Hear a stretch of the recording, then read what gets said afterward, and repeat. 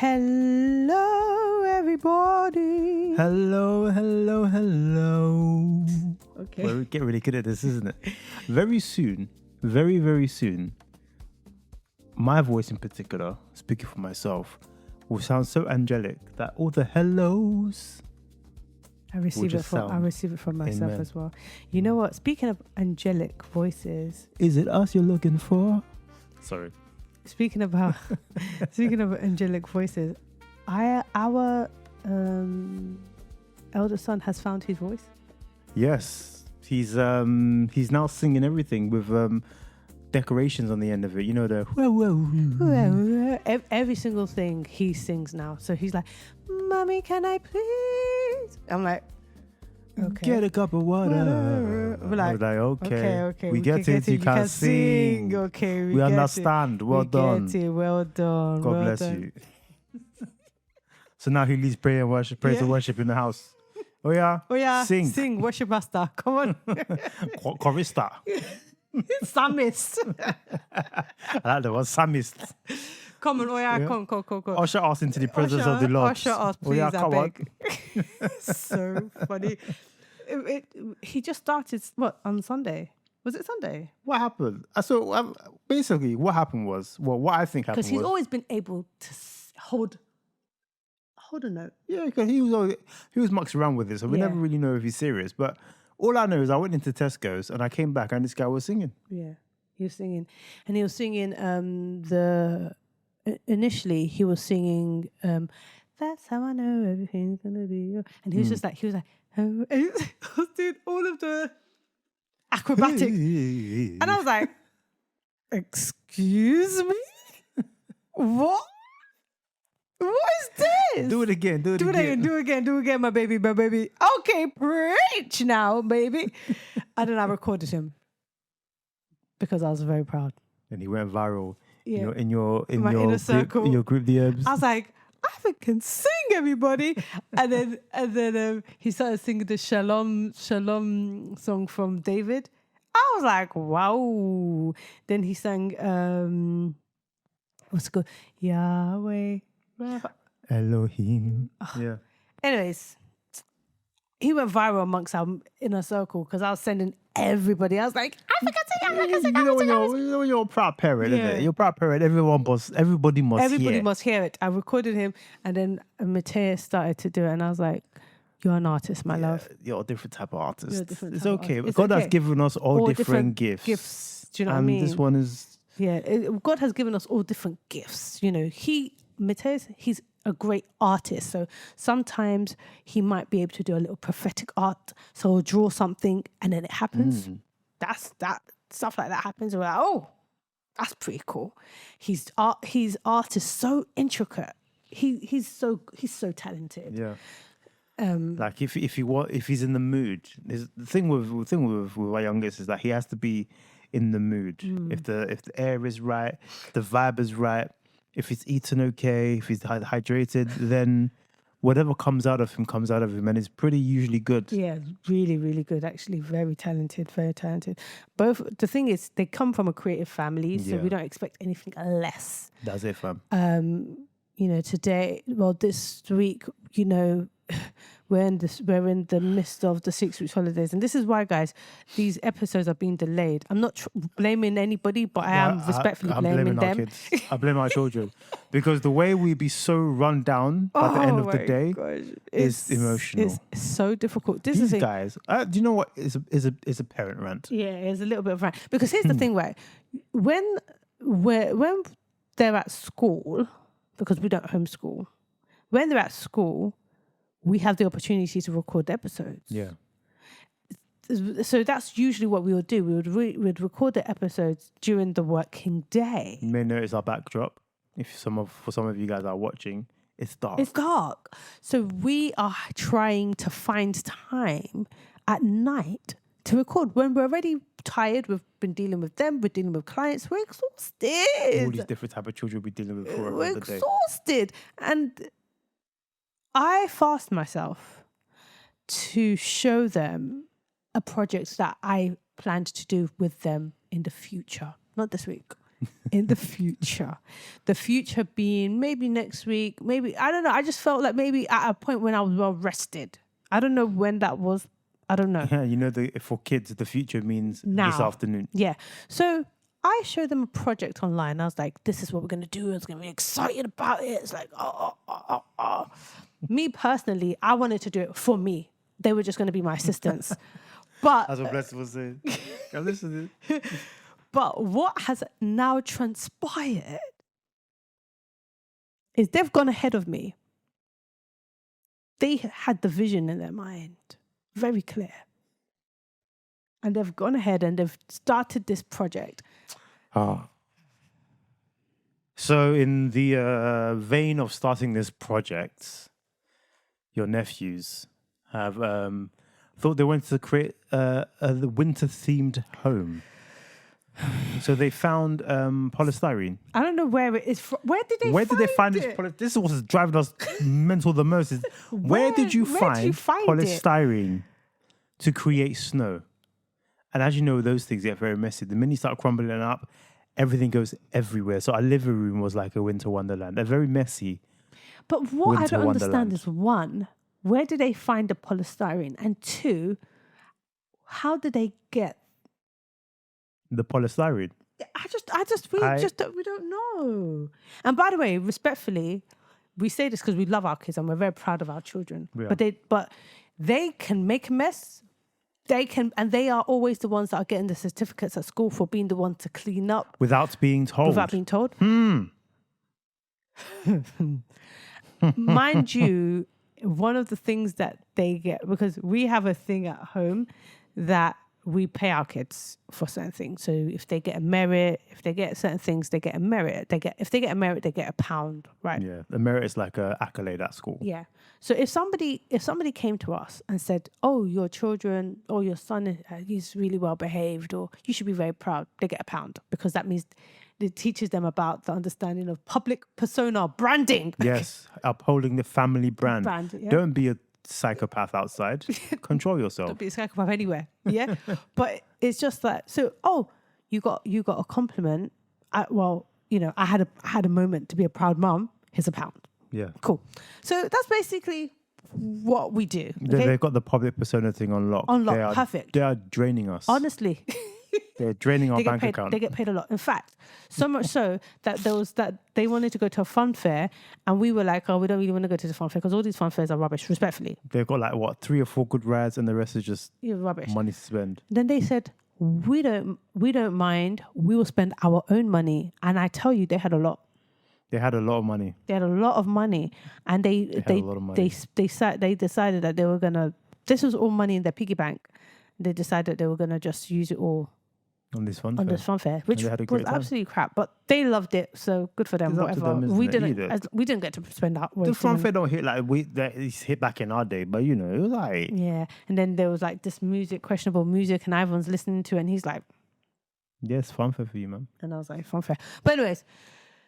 They know how to mess up a place. They know how to mess up a place, but they don't know how to clean up a place. Not in this house anyway. Not in this house, because when maybe they're outside, but when they're here, for some strange reason, now all of a sudden, where we're torturing them, when we're telling them to clean up after themselves, telling them to climb a mountain. Sorry, guys, I know that this is so unlike us. Usually we're just.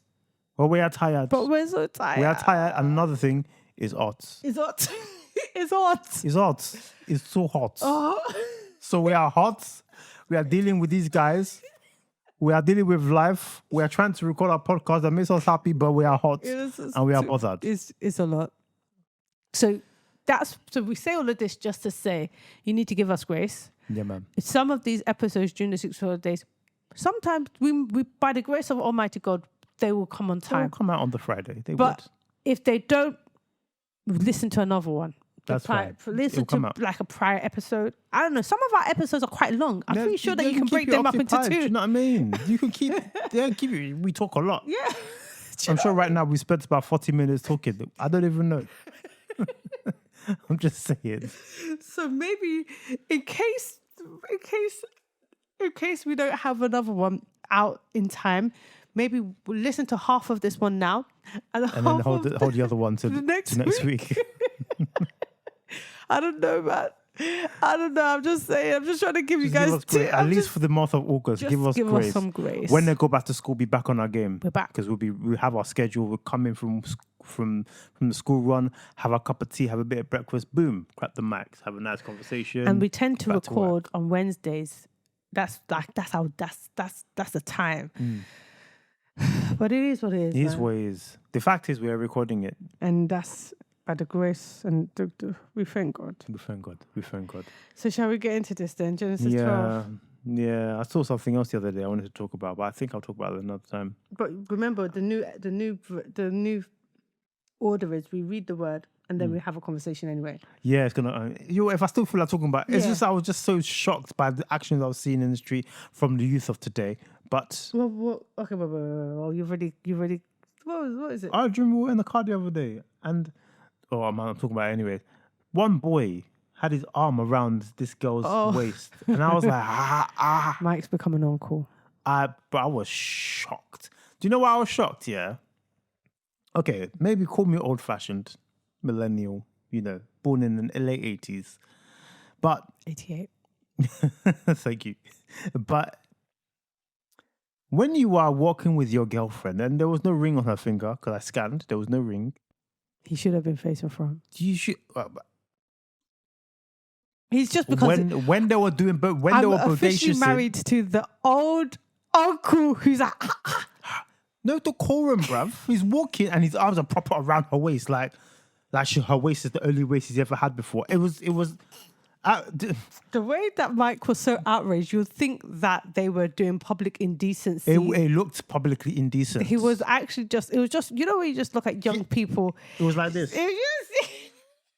And he was walking around like with a hand on her waist. The average person. As he was walking, he too was walking. Oh my God, and they're just walking like this. So and I'm like, the average person that's listening. What if her dad was just driving by? The average person that's listening to this right now is waiting for the pin to drop, waiting for something outrageous. But right now, this is all he's got. It was outrageous. All I'm saying is, young people, have some element of decorum. Do you know why? She's not your wifey. Don't touch, man. Treat her with dignity. In Mike's defense, he's been listening to a lot of Regency books with me. You think I'll be influenced by the Regency? So he's been listening to a lot of Regency books with me. And, with the Regency books, you have to have a chaperone. Do you know what? I agree with it. With the Regency books, even the slight bit of indecency leads to forced marriage. Yeah. Sometimes they might do entrapment. Entrapment might be entrapment in the Regency books might be they're caught kissing. If somebody sees you kissing, by default, you've defiled this person, and now you have to marry them. I should have got out of the car and officiated the marriage. If you're so funny, that's what I should have done. If it's been seen that if there's any evidence that you've kissed even once, there's an assumption that an engagement is going to follow quite quickly. Because even the kiss is outrageous. So back then in the Regency books, that's literally how it is. So it's very very strict.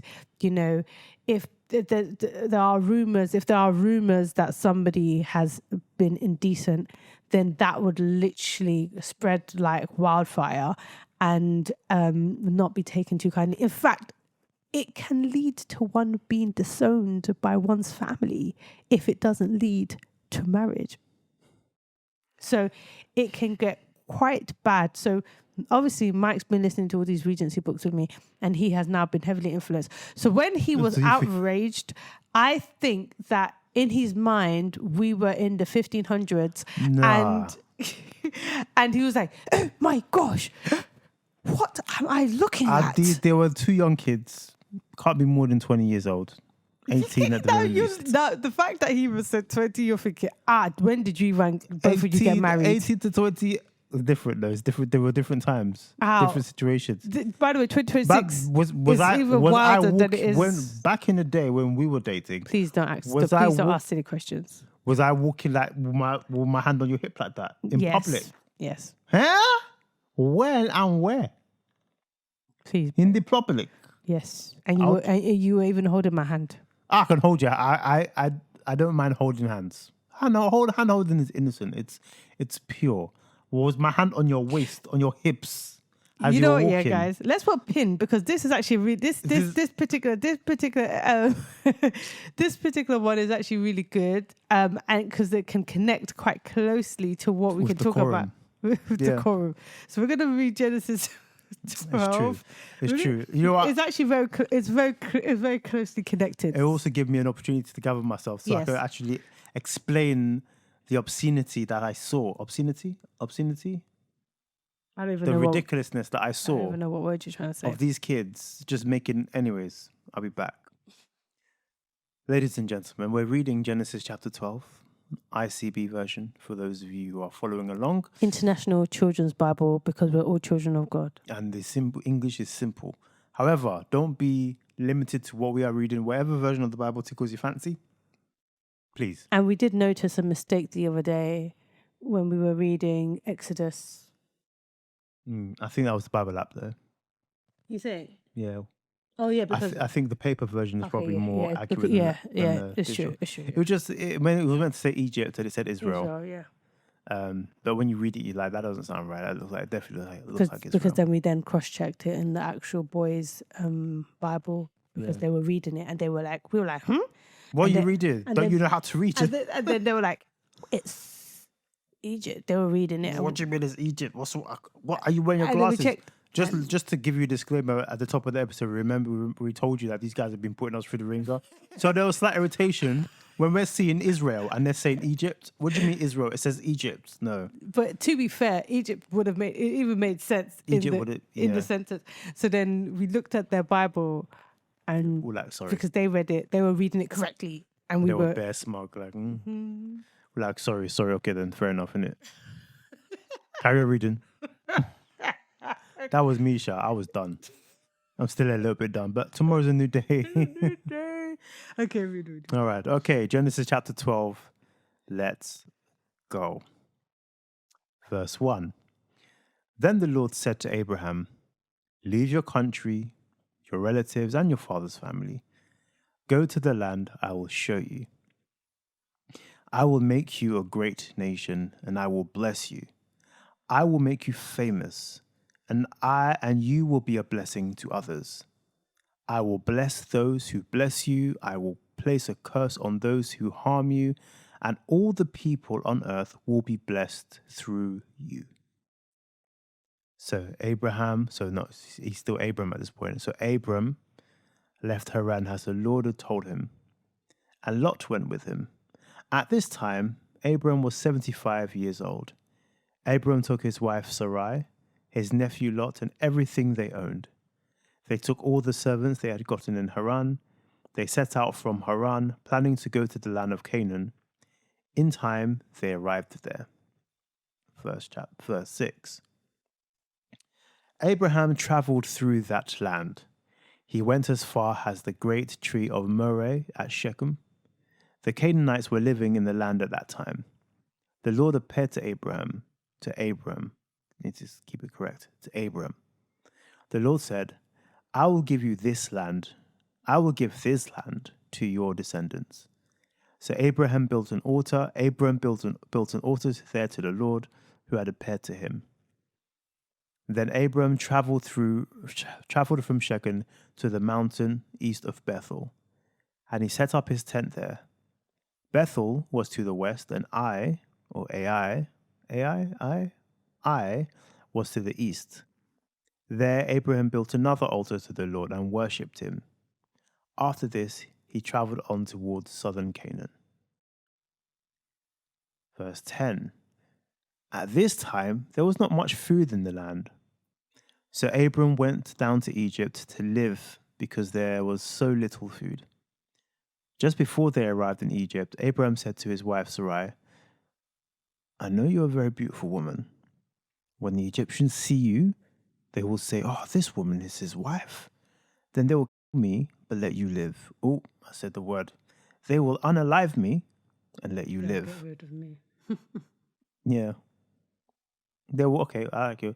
They will get rid of me and let you live. At this point, I've already blocked it out, isn't it? Then tell them Tell them you're my sister. Then things will go well with me, and I may be allowed to live because of you." So Abram went into Egypt. The people of Egypt saw that Sarai was very beautiful. Some of the Egyptian officers saw her also. They told the king of Egypt how beautiful she was. They took her to the king's palace. The king was kind to Abram because he thought Abram was Sarai's brother. He gave Abram sheep, cattle, male and female donkeys. Abram was also given male and female servants and camels. But the Lord sent terrible diseases to the king and all the people in his house. This was because of Abram's wife Sarai. So the king sent for Abram. The king said, "What have you done to me? Why didn't you tell me Sarai was your wife? Why did you say she's my sister? I made her my wife. But now here is your wife. Take her and leave." Then the king commanded his men to make Abram leave Egypt. So Abram and his wife left with everything they owned. Scene. So, historical background info. I'm the person that's supposed to be doing all of this stuff. The research person. Cool. So, Abram's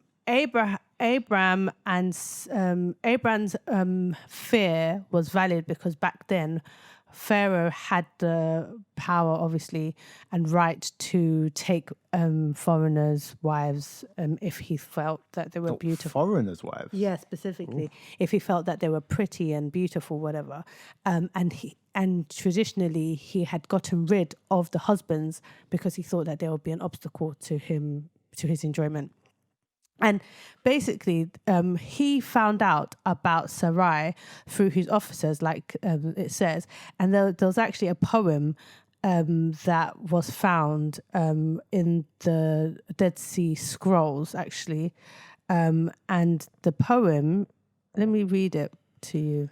So you're basically saying, one's enemy can be on a holiday, right? Mm-hmm. From their city or their country, they come to Egypt to see the scenes, to see the sights, see the scenes, or see the sights. Mm-hmm. And Pharaoh could be like, painting. Yeah. And then they're just mine. Yeah, that's mine. And then he could just add that person to his harem. Just a group of, yeah. And the thing is and the Lord sent a plague to protect Sarai. So that plague made it that Pharaoh couldn't actually do anything, if you know what I mean. That plague made it, that plague affected... Yeah. Oh, so that's why they were unable to have children, because they were unable to... Oh, we'll think about this one in the next chapter, isn't it? Oh. So this is what was sent to Pharaoh by one of his officers, a poem.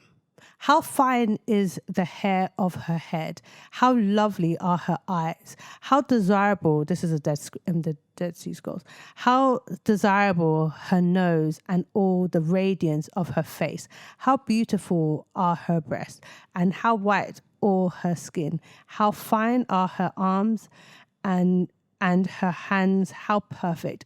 No virgin or bride entering the bridal chamber is more beautiful than she. Above all women, her beauty is supreme.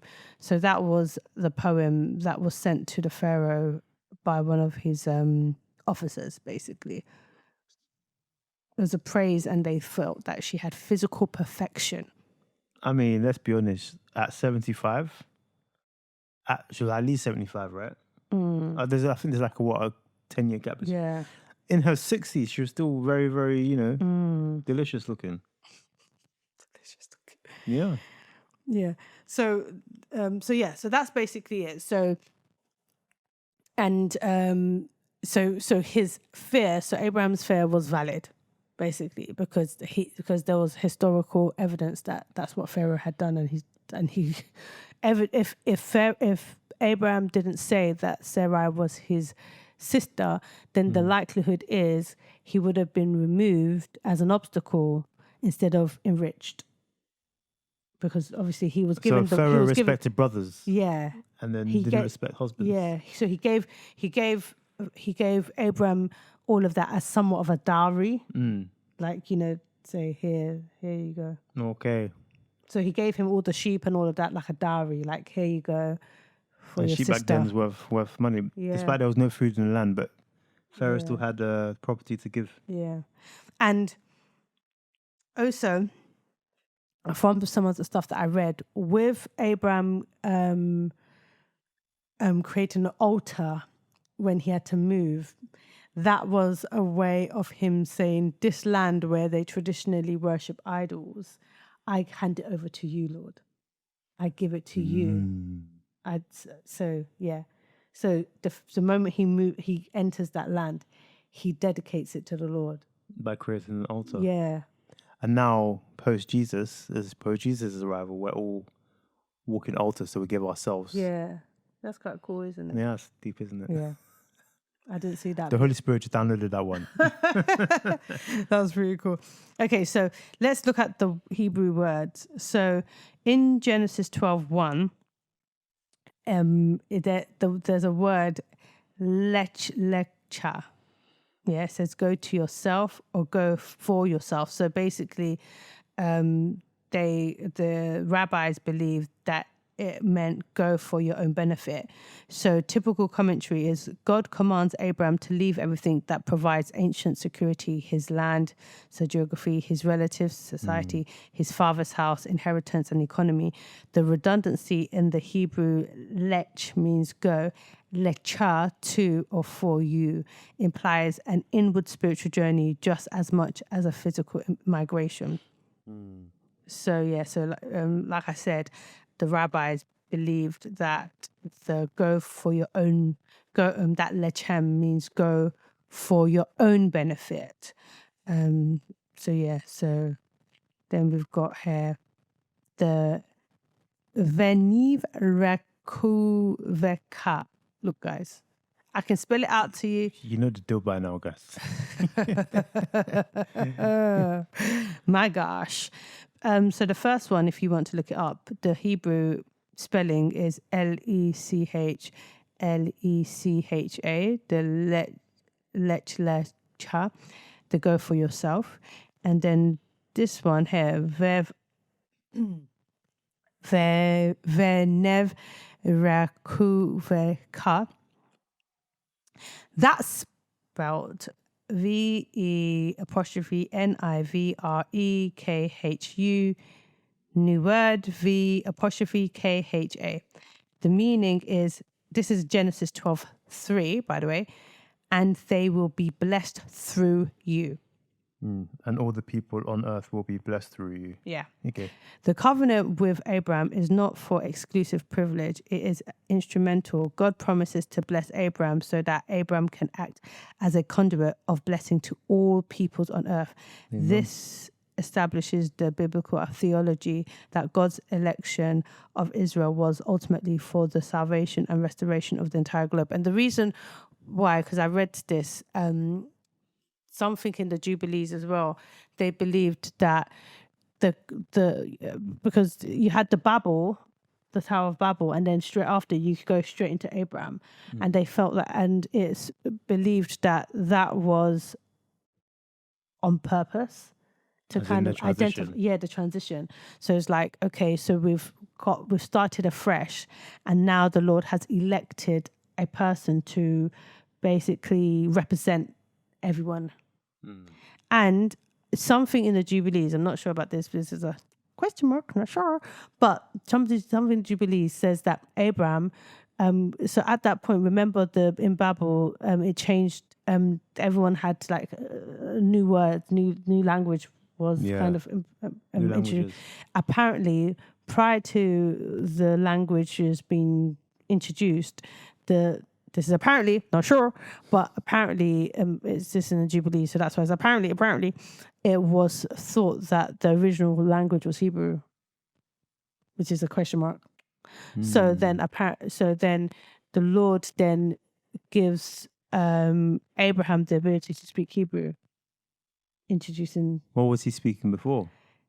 Is it? I can read, I can go back into that note, but for me, when I was reading it, that's why I was like, I'm not sure if I'm going to read this completely because it's a little bit, it's a little bit, It's not entirely sure. Not really sure, not sure about that. But this is in the Jubilees, so it's like question mark. Also, there's lots of question marks around the Jubilees anyway. Yeah. That's why it's not in the canonization. In the canon of the Bible, anyways. Yeah, so that's why I said question mark. But yeah, so Genesis 12:3, the covenant with Abram is not for, I think I already read it, restoration of the entire globe. Cool. So now this word is spelled, this is for Genesis 12:6, Alon Moreh. I think I did okay with that. That's a good one. And the pronunciation, the spelling is ALONMOREH. And the literal meaning is the oak of the teacher, or terror beneath of the oracle. I understand that. Okay, 12:6. Abram traveled through that land. This is Genesis 12:6, yeah. 12:6, yeah. Abram traveled through that land. He went as far as the great tree of Moreh Okay, yeah. at Shechem. The Canaanites were living in that land at the time. So it's that Moreh. Okay. Went to the great tree of the oracle. Okay, yeah. So when Abram finally arrives in Canaan, he stops at Shechem at the oak of Moreh. This was almost certainly a well-known Canaanite cultic site where pagan priests or seers received oracles from their gods under a massive ancient tree. Abram immediately builds an altar, this is what I was talking about, to Yahweh there, effectively planting a spiritual flag and claiming the center of Canaanite religion for the true God. That's interesting, because God appears to him at that spot as well, isn't it? So verse 7 says, the Lord appeared to Abraham. The Lord said, I will give you this land. I'll give this land to your descendants. So Abram built an altar there to the Lord who had appeared to him. Then Abram traveled from Shechem to the mountain of East Bethel. An interesting fact or historical context, in the arid or sun-baked Levant, massive ancient trees like the terebinth or oak were incredibly important. They served as physical landmarks, economic gathering points for trade, and shaded shrines. By building his altar here, Abram isn't just making a private prayer spot. He is making a highly public geopolitical declaration of Yahweh's authority in the land. That's brave. Very brave. And then now we've got Genesis 12:10. The word kaved. Let me spell it first. Kaved. New word HARA''AV. So that's pronounced kaved hara av. I've tried. Yeah.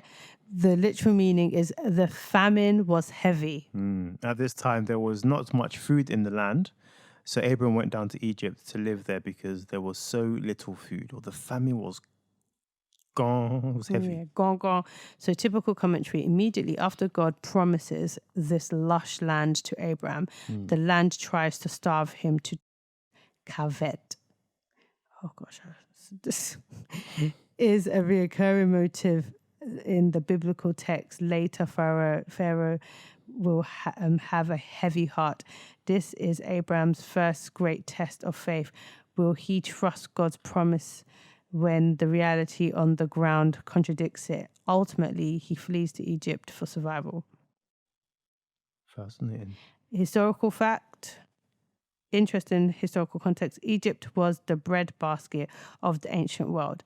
While Canaan relied entirely on unpredictable seasonal rainfall, making it highly susceptible to droughts, Egypt relied on the annual predictable flooding of the Nile River. Archaeological records such as the tomb of Kenohotep II actually show paintings of nomadic Asiatic people from Canaan migrating down into Egypt with their livestock specifically to survive famines, exactly as Abram did. So they were used to receiving refugees. People, yeah. And as a result, they'll take them as rubbish. Quite interesting. Just go on fast, man. This is also really interesting because you look at the state of Egypt today. It's not the same, It's is not it? the same because it used to be a great place, Like a right? proper superpower. Yeah.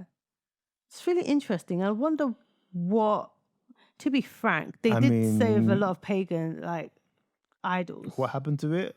God happened to it. Yeah. We're just reading Exodus with the boys and reading Exodus and how that's very very interesting as well. As we're reading it on this side, it's okay.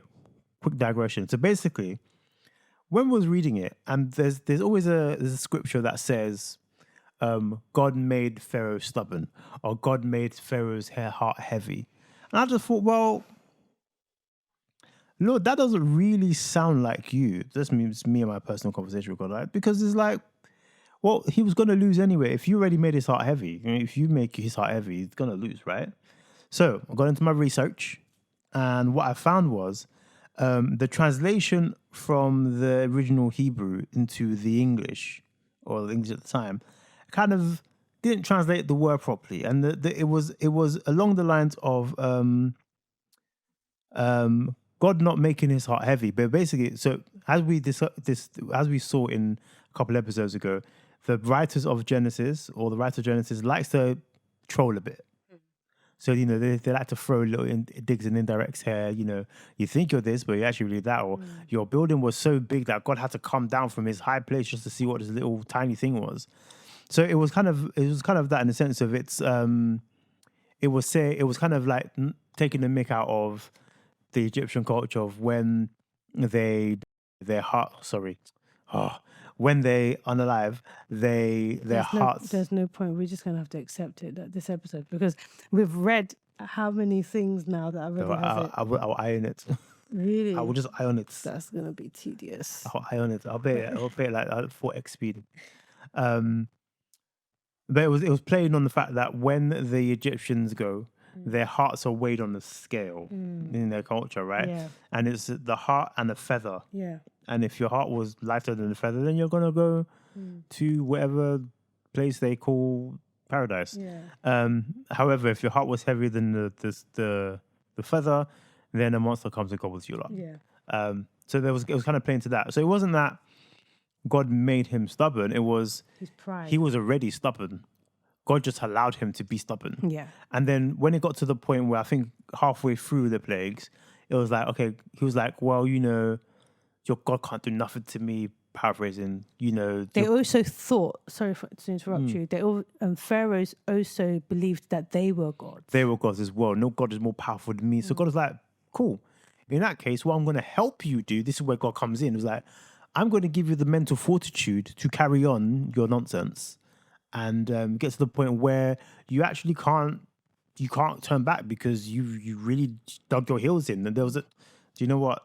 There's a particular word. There was a word. Where's my Gemini? There was a word. Well, it was, and I was really fascinated. I was really fascinated. I tried to read this to the boys, and the boys were like, blink, blink. What does that mean? It was too advanced for them. It was too advanced. I think what we can do to try to break it down to them, because this is we've been creating worksheets for them to try to kind of really understand the Bible, and what we can do is try to break it down to them in a form of comprehension. True. Give some comprehension sheets. Yeah. So there's a particular word. Okay, so there was the whole idea of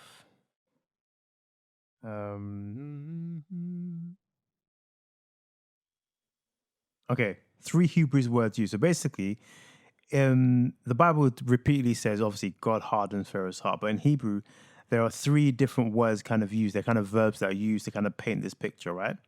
So the first heart is to make heavy. The first word was to make heavy. That's kaved, which you kind of dropped as well, isn't it? Heavy. That literally means heavy, or in this case, in terms of Pharaoh, it means insensitive.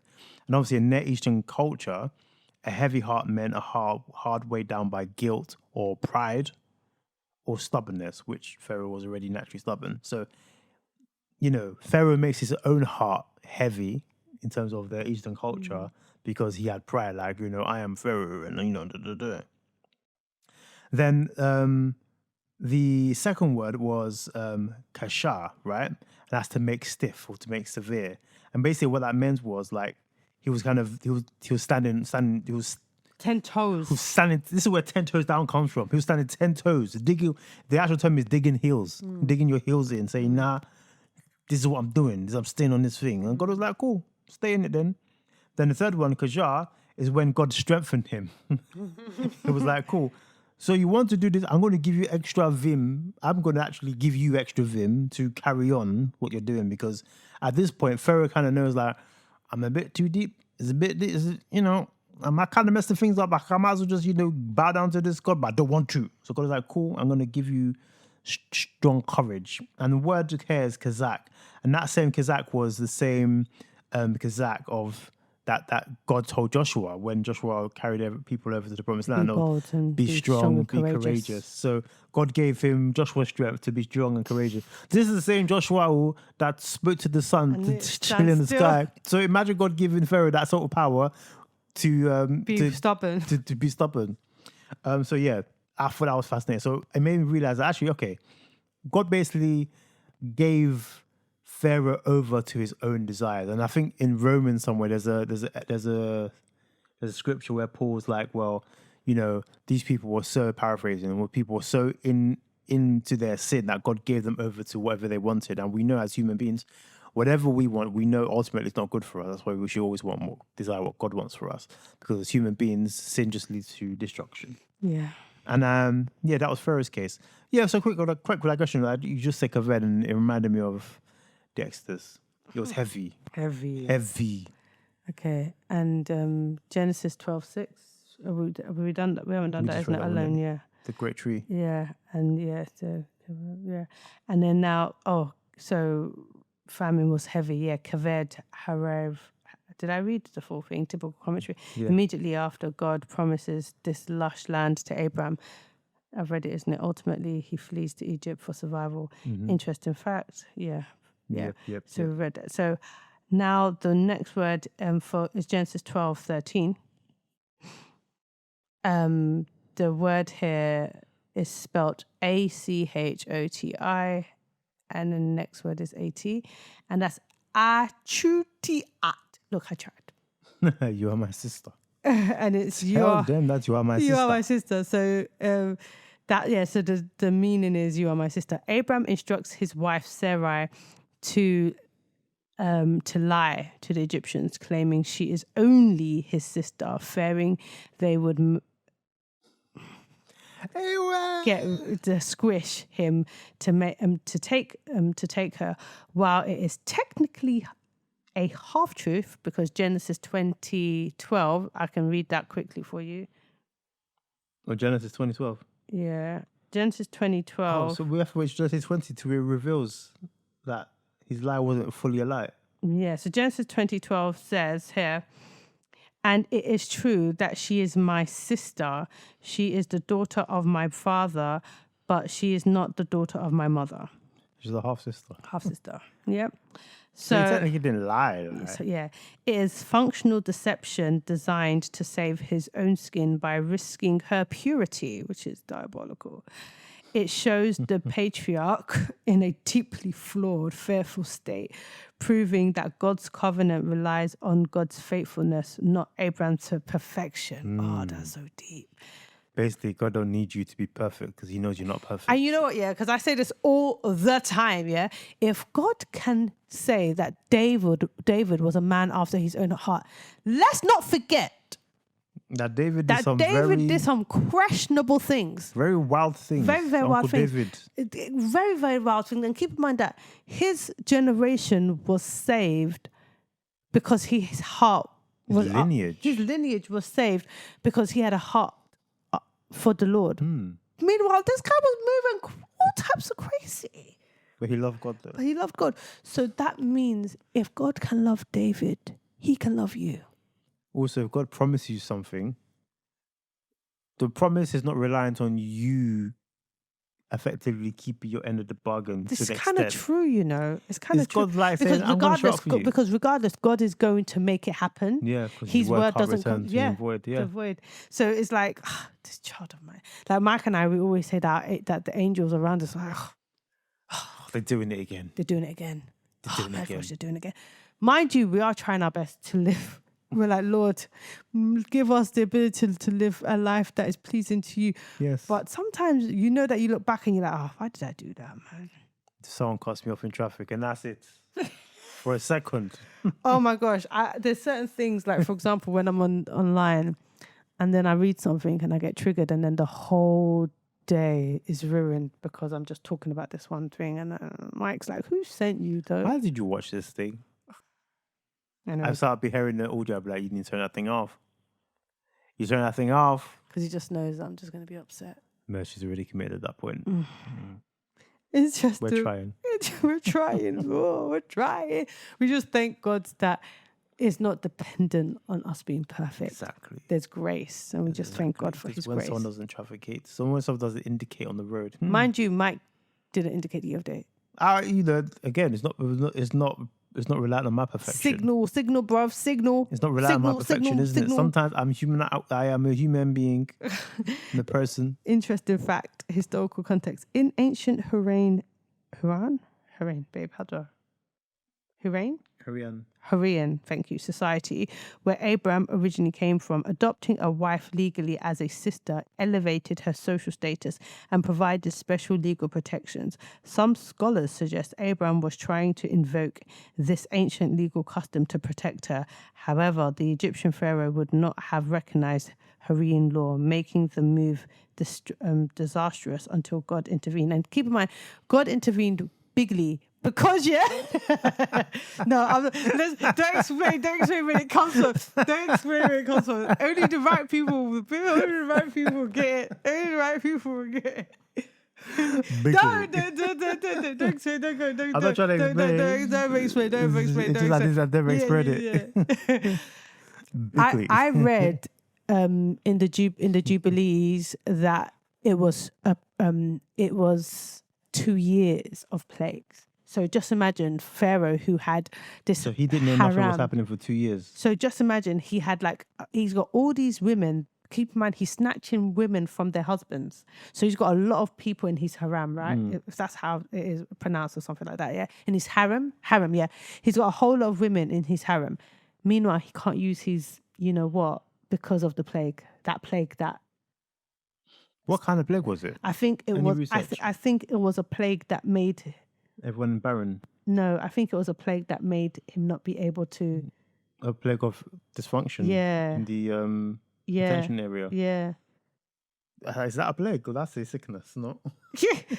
I think it was. Was it all the men in Israel that couldn't do anything? I think it was all the men in him and all his men weren't able to do that. So because of that led to nobody being able to have children to conceive. Fascinating. But that's in the Jubilee, so we don't know.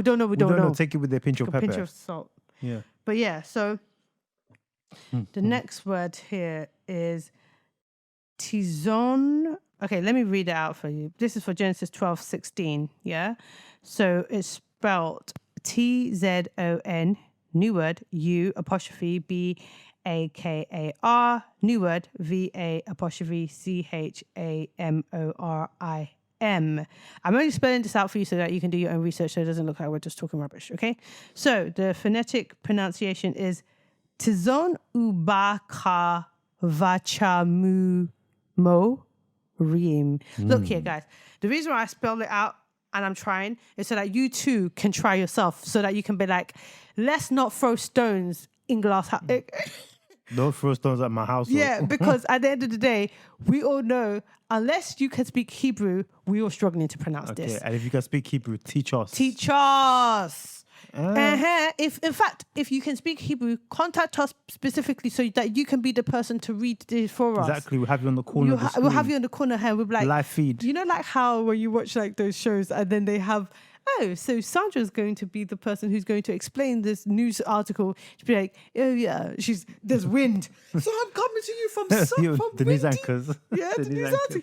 I'm coming to you from wind. Yeah, you could be our person that we can rely on that pronounces the Hebrew perfectly. Yes. Until then, don't throw your stones at my house. Please, I beg. It's just we're trying our best. Yes. Anywho, Genesis 12:16. The literal meaning is sheep and cattle and male donkeys.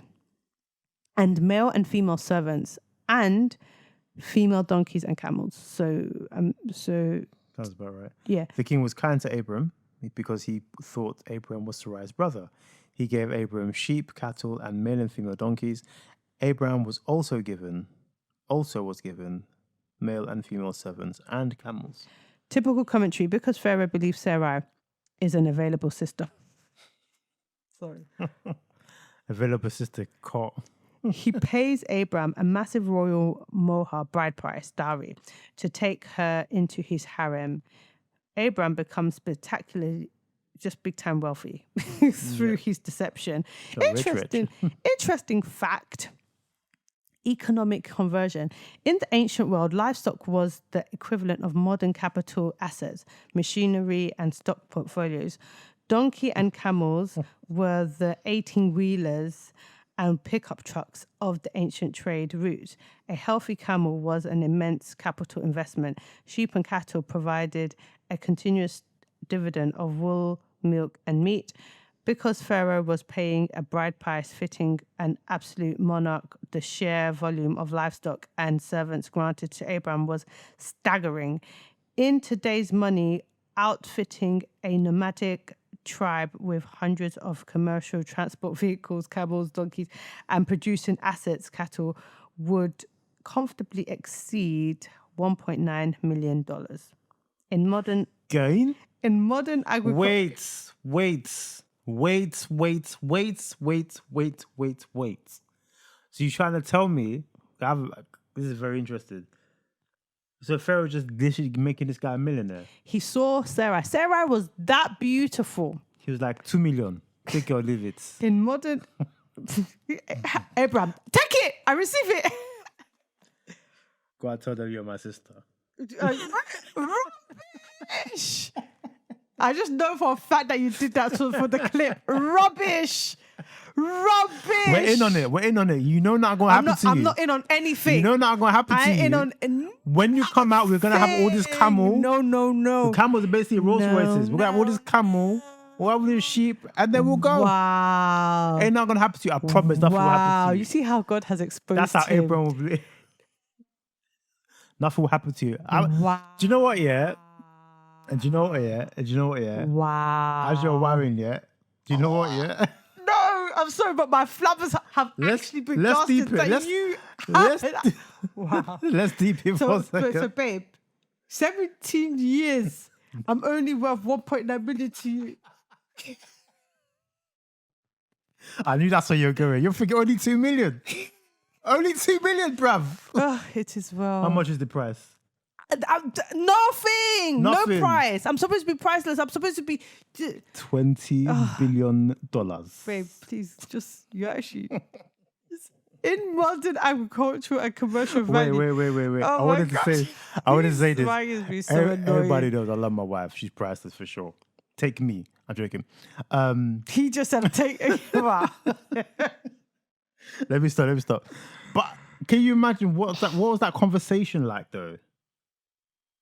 What was that conversation like? Sarai's like looking at him like you're looking at me now. And he's like, we're finna go to Egypt right now. You're a beautiful woman.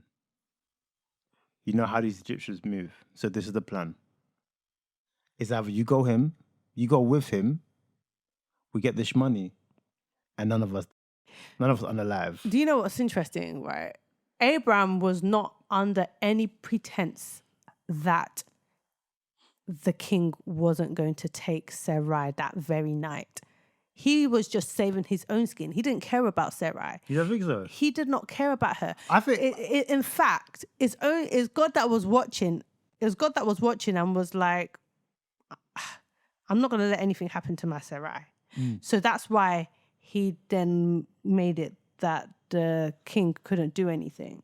Do you think, just to play Edge's Africa, do you think the situation at the time made it look like he didn't care? Because it was like, listen, we are going to unalive because we ain't had no food in our system, or we're just going to do this small thing. Nothing's going to happen to you.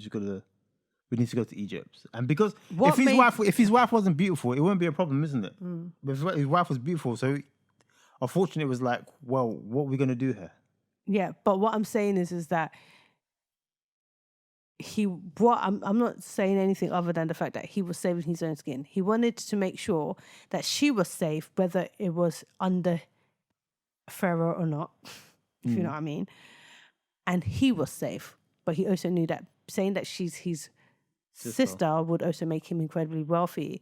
He didn't assume that he was going to get 2 million for her, but he probably thought that he was going to get something, a little bit of something. So he saved his skin in the sense of he wasn't put out to hang like laundry, if you know what I mean, because Pharaoh saw him as an obstacle. He thought, I'm just going to do this, seeing as the Lord has sent us and he's protected us, I'm just going to rely on the Lord to keep us. So he did care. So you're saying he did care. No. He just had faith that God is going to... No. Go on, run it back. I believe that he trusted that God, he had already created an altar, right? He's thinking, if I create an altar, like, as Christians, we operate in faith, right? So if we have an altar to the Lord, like, for example, if the Lord sends us somewhere, and there's a couple things that we've personally experienced, we're not going to tell because the enemy is progress, but there's a couple things that we have personally been given as an assignment from the Lord. And because he's told us that we need to do it, every time we're meant to go to this particular place, without fail, because we've created somewhat of a covenant with the Lord, without fail, the Lord has made provision. Yeah. There's never been a time, so much so that we can boldly be like, oh, we're going to do this. Don't know how we're going to do it, but we're going to do it. And then literally on the same day when we're meant to be going to said place, because the Lord has sent us there, he has provided provision ahead. Yeah. So I think in this situation, Even at the very last minute, even on the same day, it will be the same day, and then all of a sudden there's provision. So what I'm saying is that I believe that because God specifically told Abram to leave and etc., even though the situation wasn't ideal, he thought, okay, well, it's either that I'm going to they're going to get rid of me, or I'm going to put something temporary in place, and God will most likely intervene, even if it means the last minute. Like how God has intervened so many times for us, even at the last minute. So he's going to say, she's my sister. It wasn't necessarily a lie because she was his half sister. Yeah, he didn't lie. So he didn't lie. He didn't tell the whole truth, but he lied. Yeah. So he thought, for now, I'm going to just save myself and save her, because she'll be under the safety of Pharaoh and his officers. When you're part of the harem, you're treated like royalty. They put the best garments on you. They protect you. They keep you. You're looked after. You have staff. Blah blah blah. So she's looked after. He's looked after. Everybody looked after. It's just that she would be technically his plaything, right? Concubine. However, the Lord didn't make that the case. The Lord didn't allow her to be used and abused, because he made sure that they were all basically eunuchs at this point. Might as well be eunuchs, yeah. Do you know what I mean? So God was like, not my Sarah. I've got plans for her. So I believe that Abram believed that even if it was the last minute, the Lord was going to intervene. He did save his ass, but he saved her ass too. But he was just trusting that even though it's the last minute, because then when we read further with Isaac. Yeah, but no, what I'm saying is, yes, it's generational. But when we read further, no, I'm saying like when God told Abraham to give Isaac back to him. Yeah. He was like, oh well. Yeah. He trusts that. But what I'm saying as well is that Pharaoh had the Lord gave Abraham the power to remove said plague. Because so he had to pray for them to remove the plague. Yeah, that's next chapter, right? But sorry, we're going ahead of ourselves. But yeah. Don't do spoilers. Yeah, sorry. Anyway, so then... Okay, so you're saying, effectively, Abraham acted in faith. I think it could have been him acting in faith. Okay. Trusting that God, even if it means the last minute... Whatever decision I make here, God, you're going to fix it. You can fix it because you told me to go. It's almost like there's been so many times when God has told us to go. And we're like, how? Where? With what? And then literally, it was like, today is the day you've told us to go, God. But we can't go. We can't. And then ping. He's like, okay. Sorry. So God. Sorry for doubting. But yeah, in modern agricultural and commercial value, Abraham walked into Egypt starving and walked out a millionaire warlord. Why warlord? He had a big family, isn't it? Warlord. I'm assuming he was given so many slaves and stuff. So maybe he had a big army of people. Just for the record, I will not sell you. In no multiverse does that happen. I'm going to pretend to believe you. I'm joking.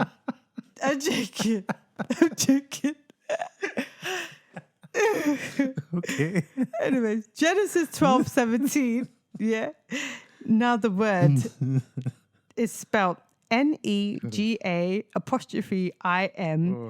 New word GEDOLIM. So Negaim Gedolim. Great plagues or severe strikes. So this is Genesis 12:17. But the Lord sent terrible diseases on the king and all the people in his house. This was because of Abram's wife, Sarai. God intervenes to protect Sarai by striking Pharaoh's household with terrible diseases. This event is a massive literary foreshadowing, a type for the rest of the Bible. What happens to Abram here is a preview of the Exodus that will happen to his descendants centuries later. I see it. Interesting fact, historical context. The pattern matches perfectly. Famine forces God's people into Egypt, Genesis 12, Genesis 46. Because Genesis 46, they all come. The Egyptians, the Egyptians oppress or take captive a member of the family, Sarai, and the Israelite slaves. That's poetic. Ooh. God strikes the Pharaoh with Negim plagues. In fact, this exact root word, nega, this sounds a little bit correct, but N-A-G-A, by the way. N-E-G-A. Yeah, is used in Exodus 11:1 when God promises one final plague upon Egypt. That's interesting. Pharaoh begs them to leave, just like how he did with Exodus. God's people leave Egypt loaded with massive Egyptian wealth, Genesis 12:16 and Exodus 12:35. The author of Genesis is brilliantly showing the Israelite reader that God's rescuing character never changes across generations. Do you know what? I didn't see it. That's but so I see it. deep. That is, wow. See the Bible, man. I didn't see it, but now I see it. It's like, yo, it was a preview. I didn't see that. It's like a pre-show. And here we've got I will make you a great nation, seed and population. Amen. I will bless you, divine favor. Amen. And make your name great. Amen. Contrast to the builders of Babel, so that you will be a blessing. Purpose of election. So that's the purpose. So when God blesses you, there's actually a reason for it. It's not just for you to be Rolls Royce. Yeah, Rolls-Roycing. Not that God has anything wrong with Rolls Royces. No, it's just that there's more to it. Yeah. So I will bless those who bless you, divine protection, and him who dishonors you, I will curse, covenant defense. In you, all families of the earth shall be blessed. Redemptive scope. It's cool, man. Yeah, my mind is blown, man. See the word.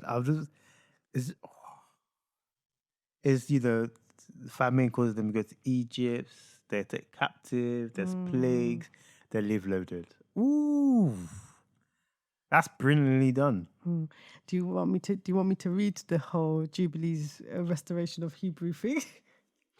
I'm interested. Mind you, like we said before, Jubilees take with a pinch of pepper. Pinch of salt. Pinch of salt, whatever spice you use, take with a small pinch of it because it's not... Do you want me to actually read it from the Jubilees itself?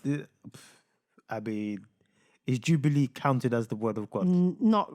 At this point, it's just literature. It's literature, but... Just out of interest, just curiosity. Okay, so it says, and I opened his mouth. This is Jubilees 12. From whose perspective? This is Jubilees. This is The Lord God said, yes, so Okay. this is Jubilees 12:25. Jubilees 12:25. And the Lord God said, open his mouth and his ears, that he may hear and speak with his mouth, with the language which has been revealed, for it had ceased from the mouths of all the children of men from the day of the overthrow of Babel. This is of Babel. And I opened his mouth and his ears and his lips, and I began to speak with him in Hebrew, in the tongue of the creation. And I opened his mouth. Oh, sorry. And he took the books of his fathers. Hold on, did that duplicate itself twice? Yeah, yeah. And he took the books. I told you this app is very questionable. And he took the books of his fathers, and these were written. Sorry. And he took, and I've probably been doing this all episodes. Sorry. And he took the books of his fathers, and these were written in Hebrew, and he transcribed them. And he began from henceforth to study them, and I made known to him that which he could not understand, and he studied them during the 6 rainy months. I think that's basically. I need a lot more context. That just sounds like a block of text. So this is after Abram renounced astrology and idolatry.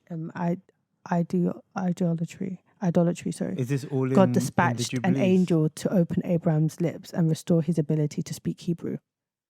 So basically, according to Jubilees 12:25-27, Abram renounced astrology and idolatry. God dispatched an angel to open Abram's lips and restore his ability to speak Hebrew, which the text claims was the original tongue of creation that had been lost to humanity since the collapse of Babel. Where does this come into what we just read, though? What does it shine a light on? Or just him building the altars? Yeah, basically.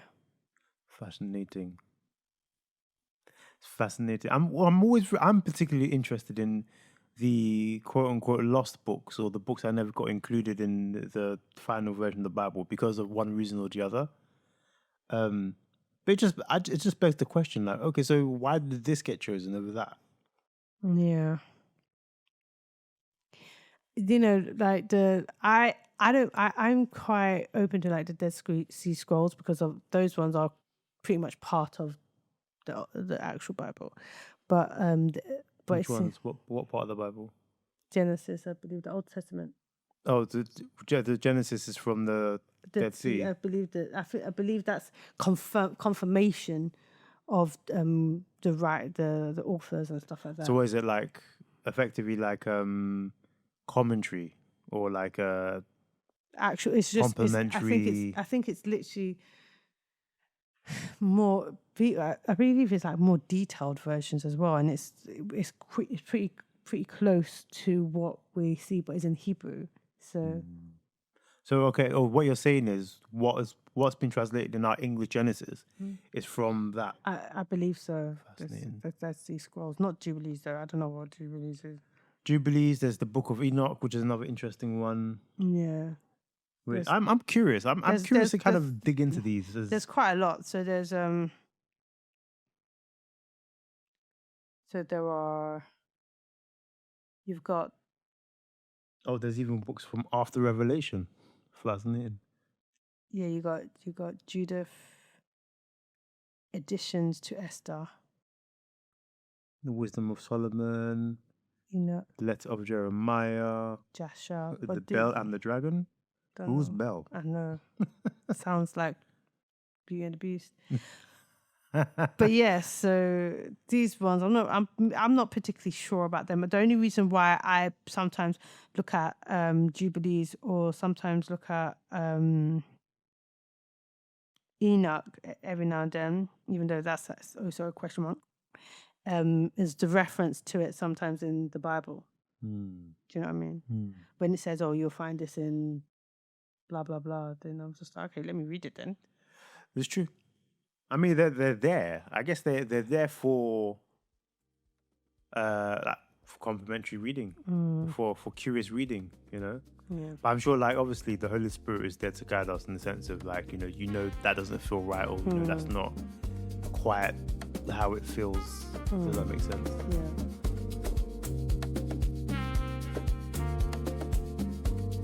But yeah, man. Which comes back to my original point about said boy with his arms around this young lady's waist. My thing is, you don't even know if she had like a Sarai type of blessing on her, bruv. How do you know you're not messing up your own future? That's very interesting. Yeah, you should treat women with respect. If I see, it's just because we're gross. How I would have put the window like, No. You know, excuse me. By Do you the know way, who her father is, bruv? You know when we met, right? So when we met, Mike and I, well, you already know that we were very young. So there was one phase. So I would say that we attempted to practice some form of, abstinence. We did. Yeah, we attempted. So there was 1 month when... I think it was a week. It was a week? I think it was It just felt a week. long for me anyways. When Mike decided that we weren't going to kiss. This was during summer holidays, spring break, right? Summer. And I remember it very clearly. To this day. Because we'll be walking in the park and usually, we'll just be walking, just talking, whatever. And usually, we'll maybe just like have a smooch now and then. No! I don't want to defile you. I don't want to defile you. I'm like looking at this guy like... You better put them lips on my lips. In my mind, I was thinking, okay, I understand that we're trying our best and I appreciate that we're behaving ourselves. I really appreciate that. But I would like just a smooch or just a pet or something, man. I give her a handshake. He would literally shake my hand. I'll take her to a door. I'm like, well, he was shaking my hand. He wouldn't hug me. It was a very extreme experience. It was very extreme. Her context was, an elder sat me down and told me how I should treat a woman and try my best not to defile her. Do not touch her was the word I was given. I was like, oh, let me please God, let me not touch her. So, the wrath of Sarai will not fall on me kind of thing. So for a good week, I really tried. I wanted to treat her like a lady. As I held your hand at least. I just wouldn't kiss her, or I definitely wasn't walking around with my hips on my hands on her hips. I'm just saying. After that, it felt like a month. But after that week, apparently, it was just a week. After that week, just a week. He definitely put his arms around my waist. This is not in public though. Not in public is what I'm trying to say. Not in public. Yeah, so it was really interesting because we got married. I'll say we dated for like 2 years. 2 years and we got married. So 22. That's a whole podcast for itself. Yeah. But yeah, so when Mike was acting outraged, I'm looking at him like, don't you remember being that? Don't you remember when you were that age? Yeah, I do, but don't mean I can't be outraged by a manipulation. No, I'm like, face front. Nah, man. Mind your business. It was too much for the public. It really wasn't. By the way, guys, it was loud. It was loud. If it was volume, it would be loud. I promise you guys, he's definitely over-exaggerating. Nah, it was loud. This is the thing. It was loud. From my perspective, if they were snogging and it was, even if they were snogging, we should face front and we should not be watching. Okay? My friend, there was no ring on any of their finger. It's none of our business. Firstly, yeah. This is, by the way, he's just treated like a little man. By the way, this is my thing. I always say this. 1, we shouldn't assume anything because some people don't wear rings. True. 1. I mean, they were two. And don't say that they look young because we got married very young. That's true. Yeah, that's true. We got married very young too. So that's 2. That's true. 3, everybody's on their journey. That's yeah, true. Let's not free throwing rocks when everyone's in glass houses. True. Number 3. Number 4. That's true. Number 4. It's true. Yeah. Number 4. Wait, I've got number 4, but I can't remember number 4. But yeah, number 4, mind your business. But the main thing is that we're all on our journey, and everyone has like their weaknesses. Like I remember when Mike tried to do that whole no kissing thing. He did not kiss me, did not hug me, and this is the thing: we weren't doing anything during that time. We were trying our best to be pretty kosher. I'm going to good, be honest yeah, with man. you. I'm going to be honest with you. So a hug, a kiss would have gone a long way. I just wanted a hug and a kiss. And even just a hug, to be frank, I wanted more the hug because I'm a hug. I like hugs, isn't it? I like a hug. Sometimes I just feel like I just want a hug, you know? I just want a hug. I just want a hug. Yeah, man. I didn't want to defile you, isn't And it? I was he 20. was not even hugging. So the hugs, I think the hugs stressed me out. That stressed me out the most because I feel like there was times when I was being stressed because I felt a bit stressed because I think I had like started my one of my summer jobs at Waitrose. I was working in one branch in Waitrose, and I remember having a conversation with him. I was stressed for something. I don't know. Young 20s stress. I don't know what 20. It was work. There was stuff to be stressed about, Sha. Yeah, it was work. And I remember speaking to him, and I was just really stressed, and I just wanted a hug, and he wouldn't even give me a hug. I don't want to defile you, man. My heart was in the right place. I didn't want to defile you, but I didn't want to defile you. That was my heart. The elder told me that you are a precious flower and I should treat you as That such. same elder, by the way, I'm gonna swallow. That being said, though, that same elder was very, very judgmental about unnecessary things. Like I do think that I don't think that there's anything wrong judging per se, but I don't think that we should be judging. Do you know what I mean? Like I know that people say that Christians should be judging and should be accountable to each other. You gotta take your look at your own eyes But I first. do feel like there's a level of judgment that makes people lose sight of what they are doing, if you know what I mean. Like if you are so busy looking at everybody else, you forget what you're doing. You start to completely look like an idiot because you're so busy judging everyone else, but you are doing said things too. So it's kind of like focus on yourself, focus on your own personal walk. Yeah. And I remember that particular elder, I've never dressed immodestly. You agree? Not your style. It's not my style. I don't have anything against anybody's style, personally. I don't have anything against anybody's style. But my style, and by the way, immodest is also questionable because when I say immodest, I've never dressed immodest. Some people might consider some people might consider the way that I dress immodest, depending on certain circles. You just have to go on TikTok and look up modest dressing and you see the different variations of modest dressing. So I'd say obviously there's a spectrum when it comes to modesty. Whereas with me, I've always liked certain areas, certain parts of my body to be covered. It's just what I've always felt more comfortable about. That's just the way how I dress. It's just the way that I choose to dress. And I haven't dressed like that even prior to being born again, to be honest. Like I remember my mum used to always say to me that I dressed like a Jehovah's Witness. That was always like a thing that was like an inside family thing, since it was my choice. As soon as I had my own personal funds to buy my own clothes, I'll choose to buy clothes that would cover certain parts of my body. So I've never dressed in a way that I would say warrants any form of scrutiny.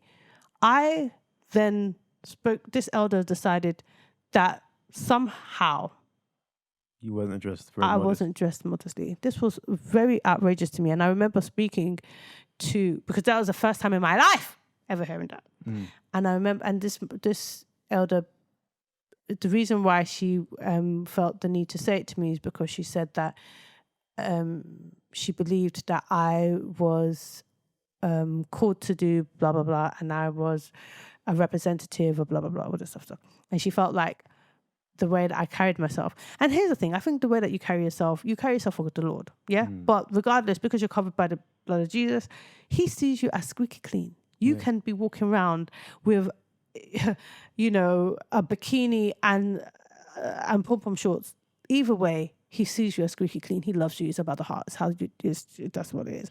But regardless, she was like, you represent him because, you're called for this, la, la, la, la, la, blah, blah, blah. I then decided I was going to consult another elder just for a second opinion, because I was thinking, this is strange. I've never heard this in my entire life. Let me get a second opinion. The thing is, at the time, after having that conversation, I listened, I didn't respond, I didn't react. And I spoke and I prayed and I was like, Lord, I don't believe I've dressed immodestly. Have I?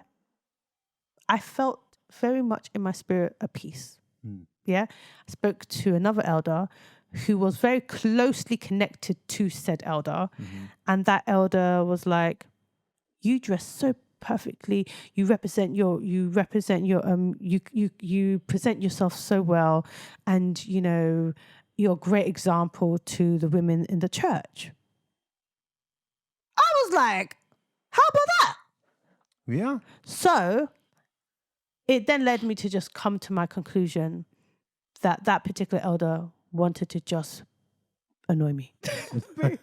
Basically, just be extra. She just wanted to be extra. And I was just like, okay, cool, that's fine. Because I felt at peace. I was like, Lord, am I dressing in a way? That's what matters as well, is what you have a relationship with God. So like he could say, yeah, she right or no. Yeah. And the thing is, there's been times, like there was one particular time when I went for a phase. This is a tangent, but whatever. I went for a phase when I was wearing a certain style, because I was like, because I had been going to gym, blah blah blah, and I was like, I'm gonna just dress a certain way, whatever. I've been dressing modestly for all my life. I'm just gonna be wild, yeah. So her version of wild wasn't even that wild. So I decided that I was going to dress a particular way. Cool. I then felt in my spirit that the Lord told me to chill. So cool. And then I spoke to Mike. I was like, I think God's told me to chill. He's told me variations of how I can present said outfits. And the guidelines were this. Yeah. And then that was it. This is why it's so good to have like a personal relationship with the Lord. Yeah. You just, you do what you do. But yeah. Yeah. But that particular elder was definitely out just to cause headache. In my Obviously, I was young, very moldable and very, what's the term? Very impressionable. I mean, I get it though. But now, I think as I got older, I think what it was her instructions weren't as clear as they should have been for someone like myself. Because you're very literal. For me, it's black and white. I sometimes I see the grey, but it's black or Mike black is very literal. I don't think there's ever grey.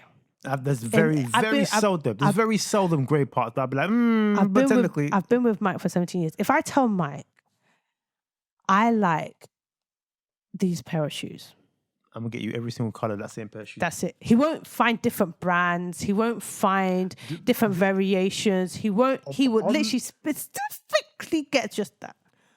That comes from somewhere though. You know where we know where that comes from. Mm-hmm. But I feel like I'm very literal. So if you say this, I'm going to take it as face value. That's what you meant by this. Because for me, in the past, if I've tried to hover in the grey, I would have got it wrong. And I'd be like, you know what? Maybe it's just safer. Let me just take the person what they said.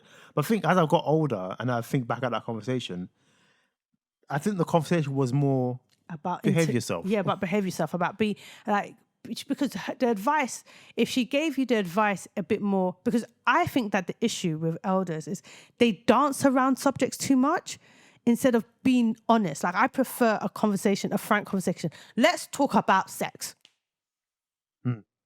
Say it as is. Yeah.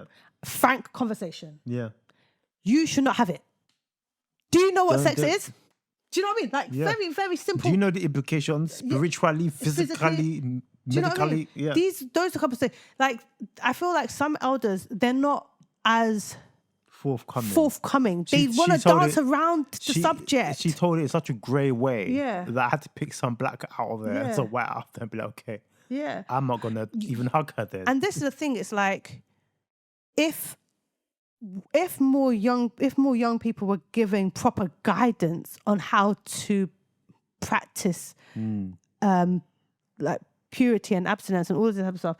Like, because one of our friends, she's doing a courtship and it seems like the process, they've been very The church. Yeah, the church. They've provided structure, and that's helped them follow it through properly. And I feel like if every church helps the young people have that structure with the guidance, with this is what's acceptable, this is what's unacceptable, here's a chaperone or here's whatever, or whatever they want to do, then it allows for the young people to feel a bit more comfortable to kind of find the grey in the areas, if you know what I mean. Yeah. I feel like if you're dancing around the subject, then you're now trying to figure out the truths.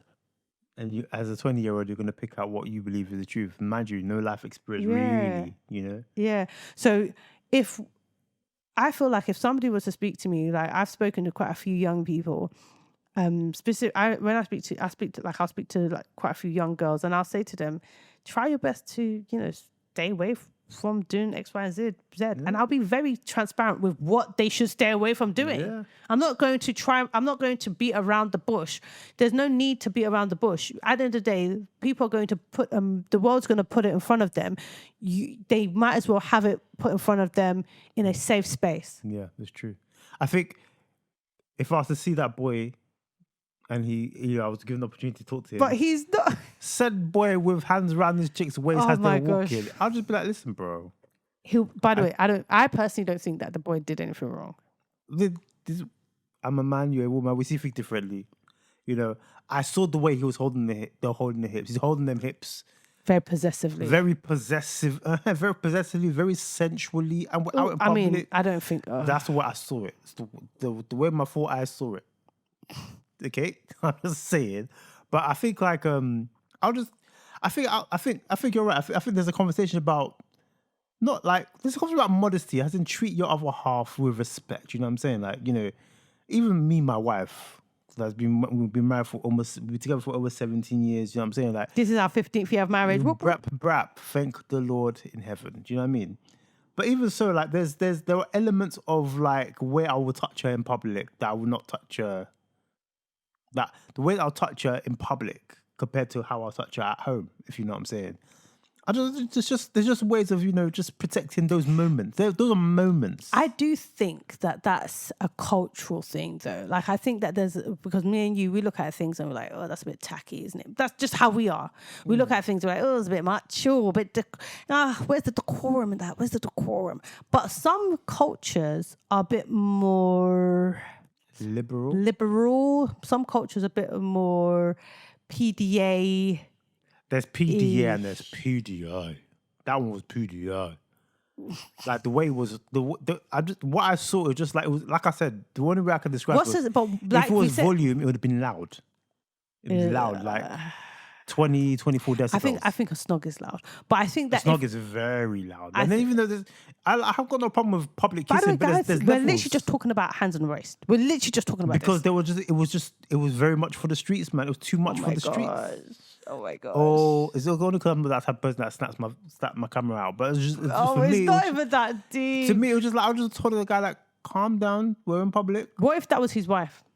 If it was his wife, then I would stand back. So that's why you should find. That's why it's so important for you to mind your own business. Because what if that was his wife? Just imagine if you decided that you were going to hold my waist and we're walking on the streets, and somebody came to you. And you happen to leave your ring at home. No, my ring never get... This ring. Well, hypothetically speaking, you forgot your ring. What am I taking on my ring for? Hypothetically speaking, you forgot your ring at home. Yeah? This is hypothetical. Hypothetically. Very unlikely. Because I've seen you before, you cream your hands, you take off your ring to cream your hands. my hands. I'll put my finger like this. Well, cream them. You shouldn't do this, right? And I put my ring back on. Only one time, and this is why. So now that one time, let's just use that example. That one time we're walking on the street, and then your arms around my waist, and an auntie goes, "Is she your wife?" I don't think we're a good example because people say we look alike, so we look like husband and wife anyway. We do not look alike. Everyone says it. Everyone and their dog has said it. Right. I think we look like a pair anyway. But somebody said, "Hey, do you know biblically, if one consummates a marriage, technically that's marriage." Mm-hmm. When Jesus told that chick she got seven husbands. Yeah. Yeah. So it's probably because she had been with. So you're saying that boy, that's his wife? You never know. Well, guess we'll never know. I guess we'll never. I just think for me, it was When just people a little talk about bit soul ties, this is why shouldn't be out here just knowing people that you don't people know. that you don't know. Do you know what I I mean? say this very often. Yeah. You know what I mean? But Yeah. yeah. So you need your face for. Maybe Babe, I'm just do you getting know how old. many Maybe I'm just times- getting old, the and only- I'm just outraged. The only time when because I mean, I have moments when I get into my auntie mode as well, and one of those things, I was talking about like dressing and blah blah blah, but I have a specific pet peeve, and it's none of my business. I've already established that, but it still doesn't change anything. I have a specific pet peeve when I see children that are like that look much. like they're 10 years old, It's too maybe, or much. something, and they wear belly tops. I don't like that. I don't like it at all. And I don't know why it bothers me so bothers me. much. Because I often want to go to the parent and give the parent a piece of my mind of why are you letting your baby dress like this? Yeah, and the thing is, it's like, but we have to obviously mind our own business, teach their own. But I just feel like when they're that age, there's so many other options. There's so much fashion out there for kids. Yeah. Why would you give them the less fashion? And the thing is just like, the options are vast. You go to the shops, and sometimes I look at the kids' clothes, I'm thinking, I wish this wasn't kids. I wish that there was an adult version of this. Forces me to just decide, well, I'm just going to make one. Yeah. Because honestly, the kids' options seem to be even better than the adult version. So I don't understand. Yeah.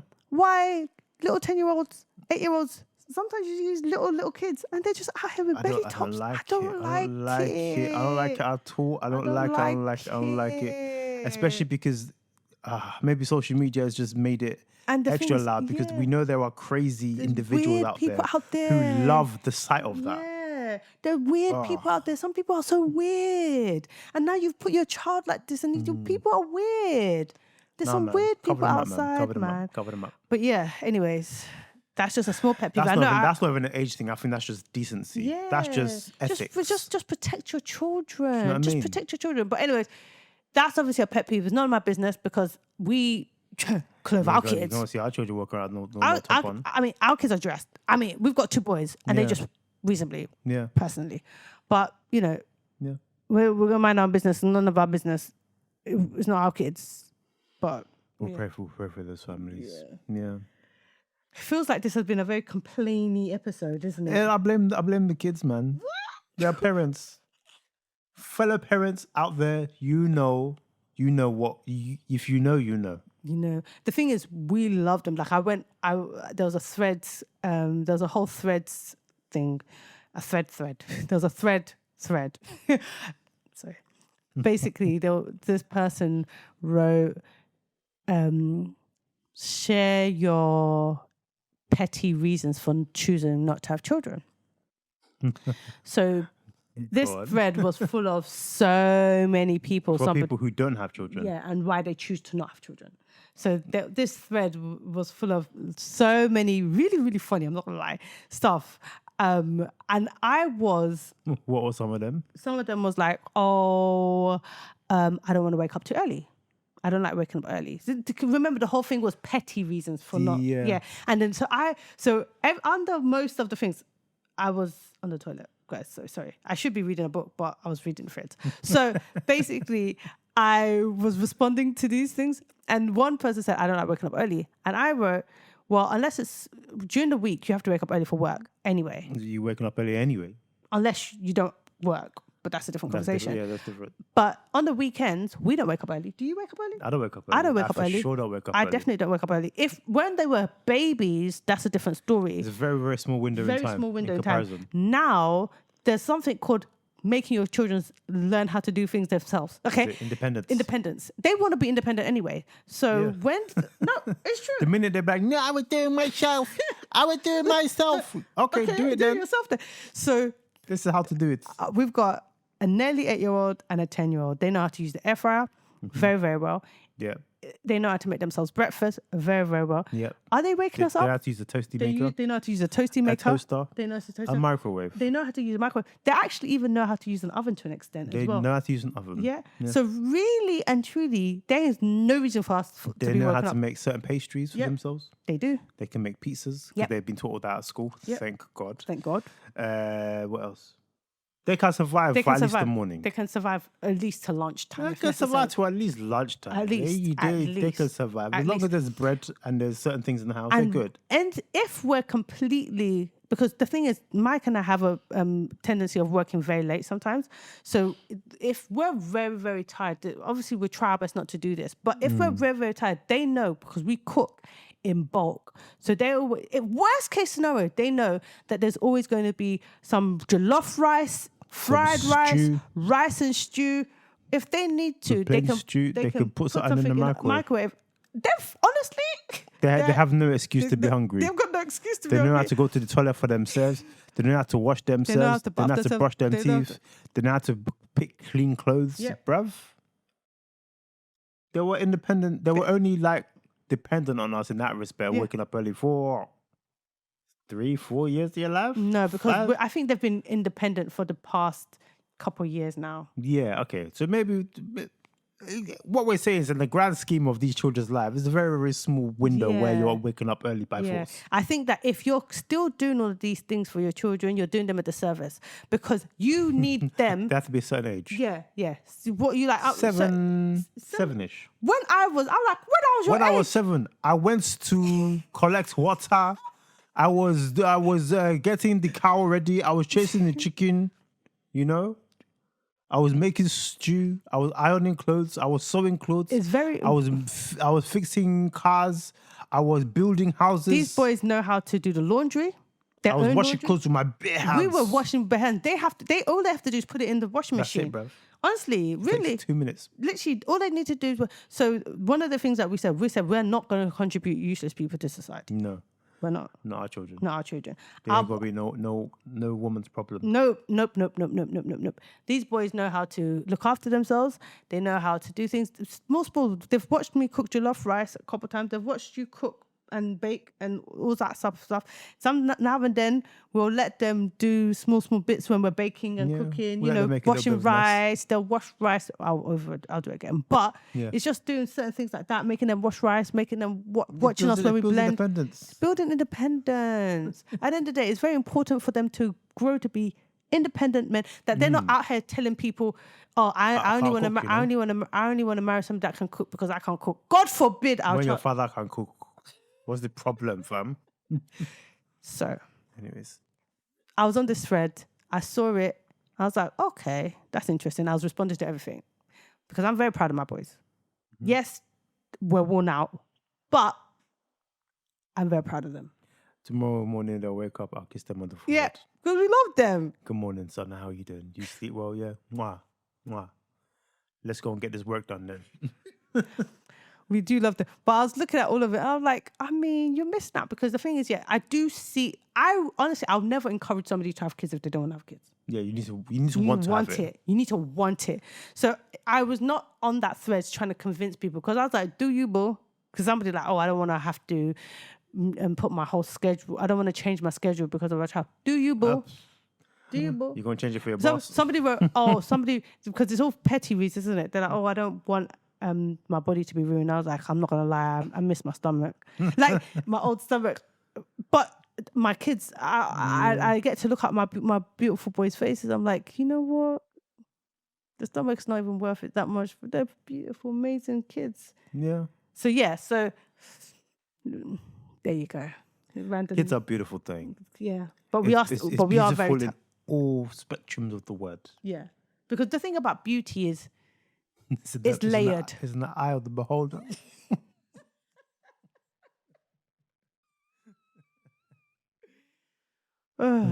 We thank God for their lives. We're grateful. Yeah.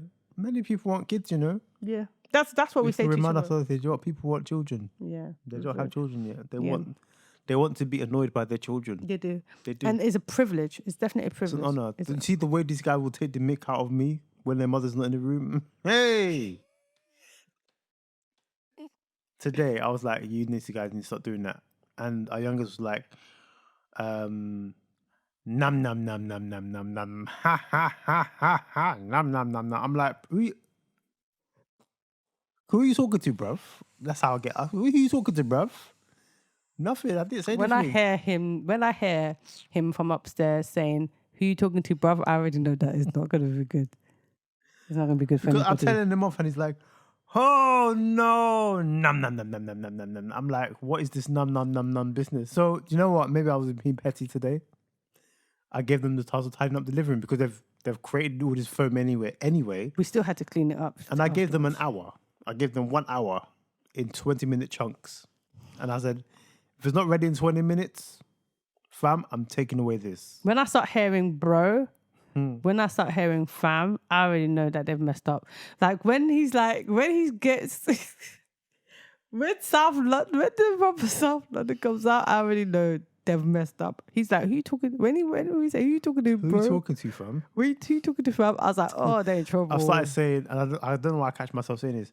Do I look like one of your little friends? Am I one of your little friends? Oh, I was like, oh, they're in trouble.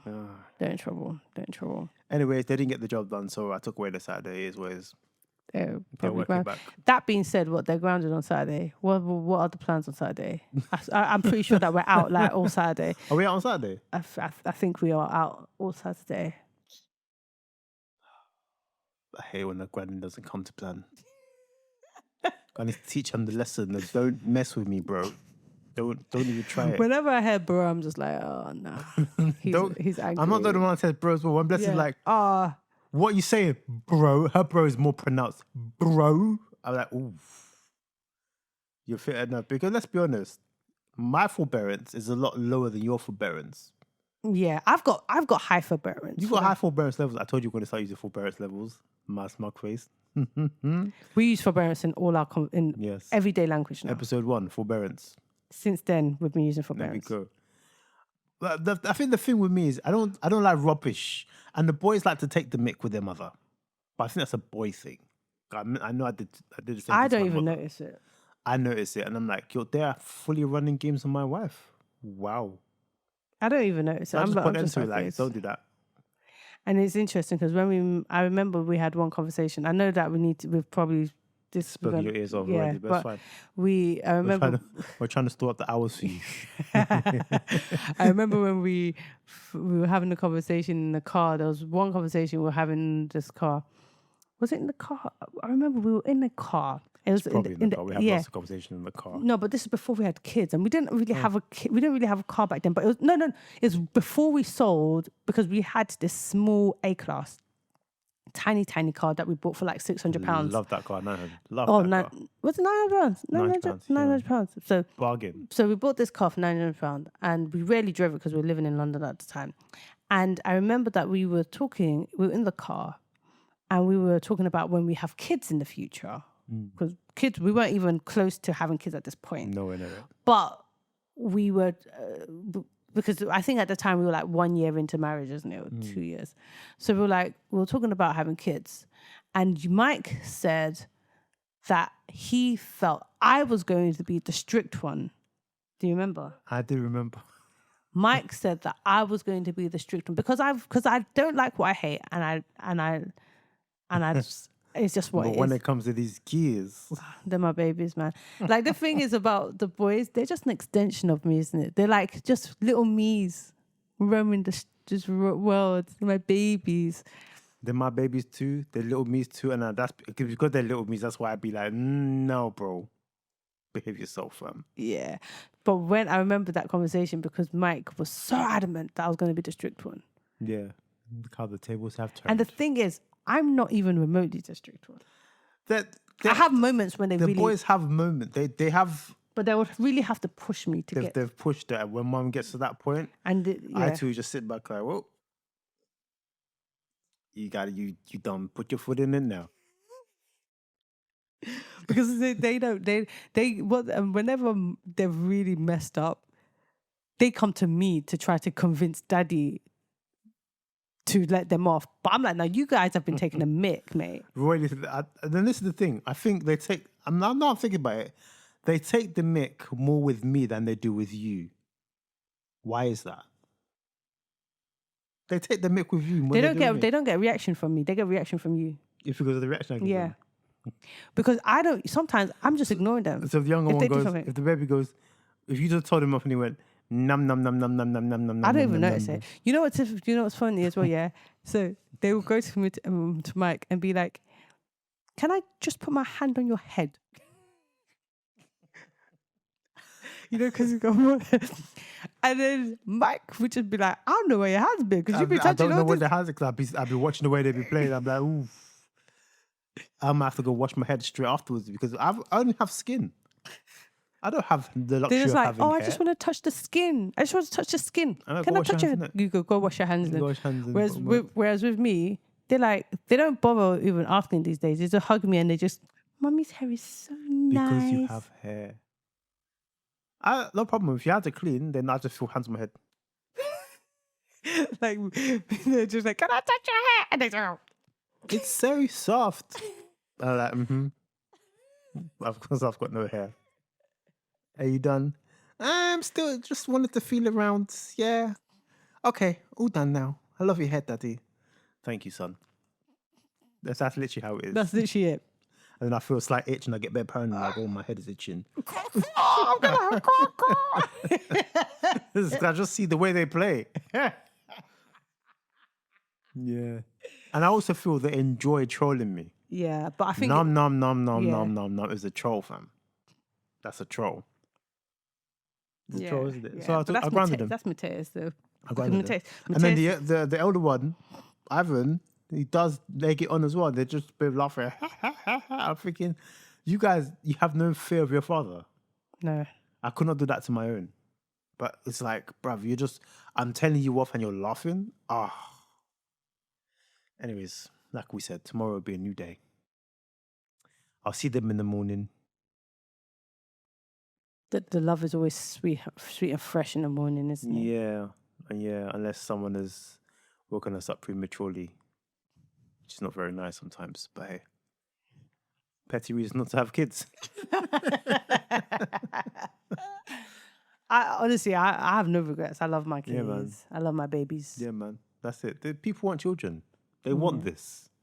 And when you have it, let's exchange notes.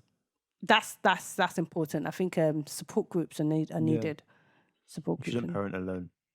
You need a village, man. That's just for mental health support. That's it, man. That's it. Yeah. Okay, guys. Okay. This is usually not what we do, but I think it's just because We do this every single episode. What moaning about the kids? Okay, no. We haven't moaned about something, but never used our children. We've never This is But this is summer holidays, so you might get the odd one. Yeah, or but two. I think we're gonna try to keep this to a minimal. We don't want, but this is not a parent show. It's This true. is a Bible study show. It's true, but God gave children with their arrows in our quiver, so we can, What does that mean? God's. Oh yeah. Should I get my Bible out? Get your This is Bible a quick out. Bible study. Yeah. Proverbs, Psalms, Proverbs. Paraphrase. God blesses blesses parents with children, and he describes them as arrows in the quiver. You know, like a bow and arrow, and then you've got the bag To send them out there. Yeah. You send them out. Okay, fair enough. So obviously, the more children you have, the more arrows you have. Yeah, But that's a technicality. we only have 2 babies. Yeah. But honestly, 2 they're like 5. They're like 5. And I don't know what it's like to have 5, but it feels like a lot. So I can only imagine if we had 5. I'm grateful for our 2. Once upon a time, I wanted 5. Yeah, but I'm very. I was young. Very content.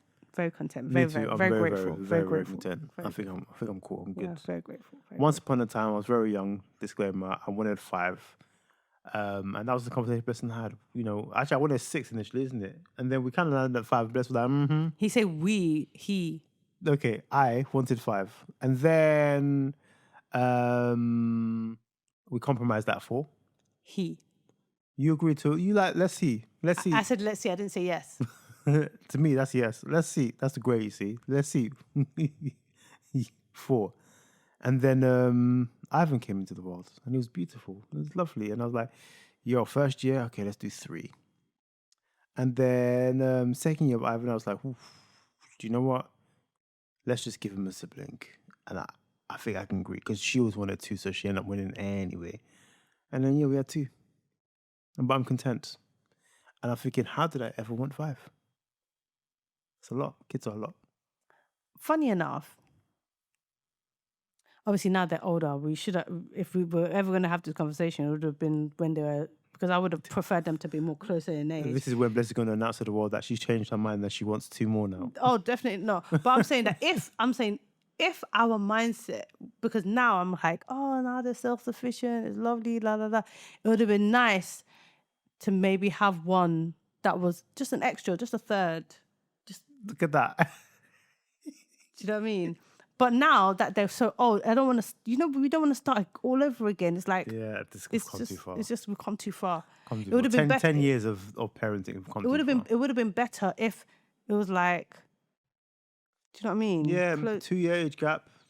Do you see what I'm saying? Maybe give it 3 years, then start another. Yeah, one. like for example, when Mateus was 3. Yeah, it would have made sense if we wanted it to have 3. But at the time, our mindset was definitely like, no.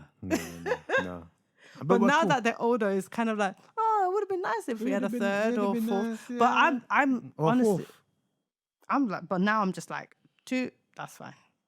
I feel we're content. Yeah, we're very, very content. We're very content. Very content. Plus, just before we go, God only gave Abraham Isaac, and he's the father of nations. True. And we've got Isaac. Well, let's not forget Ishmael, but yeah, it's fine. Yeah. True. But obviously nobody's talking about Isaac was Ishmael. the promised child, isn't it? Yeah. And then, it's true. It's true. But Ishmael's there too. So yeah, he had 2 technically as well. Let's not forget Ishmael. Yeah, can't forget Ishmael. Poor enough Ishmael. Anyways, because I remember, I know we need to go, but I remember we were I was having a conversation with the boys. We were talking about Ishmael, and then when in the Bible it's like your only son, Isaac, and Ivan was like, what about Ishmael? That's his first son. Yes, but it's not the promise. Yeah, we're like, oh man, justice for Ishmael, man. Yeah, justice for Ishmael, man. It showed that Abraham everything was still working. It's just God had a promise. Yeah. But yeah, guys. Yeah, okay, that would have been a new study in itself. But we're gonna get there because it's still Genesis. It's true. Give it a few more episodes. Okay, it's gonna be fun. Yeah, man. I love this for us. Let's go, guys. Honestly, I'm so sorry for talking your ear off, and I did not anticipate it was going to be this long. I did. Really? Because we're probably going to be up for like another couple of hours. Yeah, but it's okay. It's okay. Yeah. Wow, that's the time. Exactly. Oof. Yeah. Thankfully, we just drank coffee, which is not ideal. That's why we're proper away. Yeah. Oh. That's probably why we drank the coffee, so we wouldn't be so... It's true. Yeah. It's true. Now we've got to pay the consequences of drinking coffee. At night time. Adulting. We thank God. We thank God for work. Yes. So, guys, remember to love the Lord with all your heart, all your mind, all your soul, and lean not on your own understanding, and love your neighbor as you love yourself. And behave yourself. Thank you, guys. Bye. Bye.